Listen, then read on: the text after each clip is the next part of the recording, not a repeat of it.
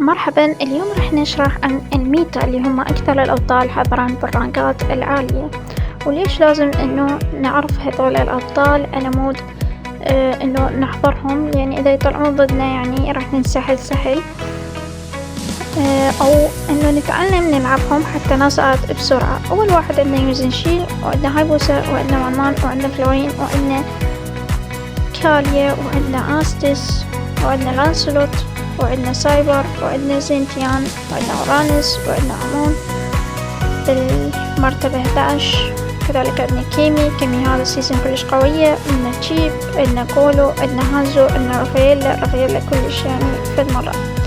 فاني، عندنا جرانجر، وسون، وسيلينا. هسه احنا أكثر شي يعني نركز على أول 20، يعني أول 20 يفيدونا. أتوقع إنه ورا 20 يعني مو كلش.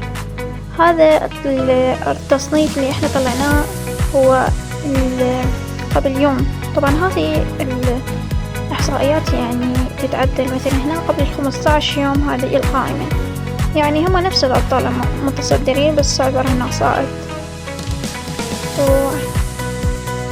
هاي مثل ما تشوفون نفس الأبطال، يعني واحد يصعد وواحد ينزل.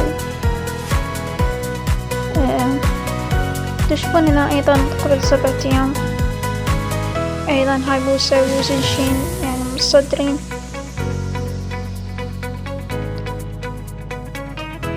وعندنا قبل 3 أيام مثل ما تشوفون هذولا قائمة الأبطال اللي هم تصدروا كأكثر حظر. وعندنا قبل يوم، هذا اليوم الماضي، هذه الباند أو هاي التصنيفات يعني على كل الرانكات، يعني مثلا فيها على كل الرانكات. أنا إذا أريد أعرف على رانك معين، مثلا رانك الآيبك، راح نشوف هايبوسا وآستس وسايبر وجرانجر وفاني وزنشين وسون وين. طبعا هاي القائمة أني أنصح جماعة الآيبك إنه يحضرون ين، ويحضرون آستس، ويحضرون فلورين، ويحضرون يعني رافاييلا، ويحضرون ألفا، ويحضرون أيضا كاليا. يعني هذول كلش مزعجين. هايبوسا هم لازم يحضرون، يعني شي أكيد، لأن يوزن شين هنا ما يستخدمونها هواية. على اللي كنت عندنا هايبوسا ويوزن شين وآستس، يعني آستس والله مشكلة إذا يلعب. عندنا فلورين وكاليا. فلورين كلش مشكلة هذا السيزن يعني، فالواحد لازم يحضرها هي ولا رافاييلا. وهاي القائمة مثل ما تشوفون قائمة الليجند. هنصعد على الميثيك لهاي القائمة أيضا تقريبا نفس الأبطال، يعني أول 5 أو أول 3 يعني مثل ما نشوف.